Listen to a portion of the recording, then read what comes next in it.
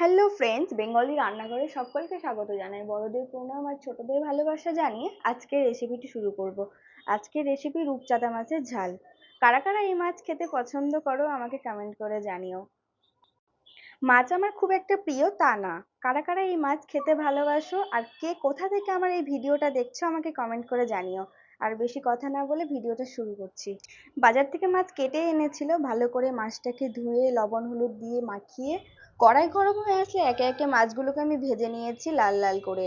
মাছগুলো ভাজা হয়ে গেলে সেই একই তেলের মধ্যে আমি ফোড়নে দিলাম দুটো শুকনো লঙ্কা, অল্প করে জিরে, কিছুটা পরিমাণে কাঁচা পেঁয়াজ। এইগুলো একটু লাল লাল করে ভেজে নিতে হবে। ছোট থেকেই রান্নার প্রতি আমার একটা ন্যাক ছিল। যে কোনো রান্না আমি একবার দেখলে সেটা অনায়াসেই করে ফেলতে পারি নিজের মতো করে। এইদিকে আমার ওই পেঁয়াজগুলো ভাজা হয়ে গেলে বেটে রাখা মশলাটা আমি দিয়ে দিয়েছি। একে একে লবণ, হলুদ, কেটে রাখা টমেটো এটা দিয়ে আমাকে ভালো করে মশলাটা কষাতে হবে, যতক্ষণ না মশলাটা কাঁচা গন্ধটা চলে যাচ্ছে।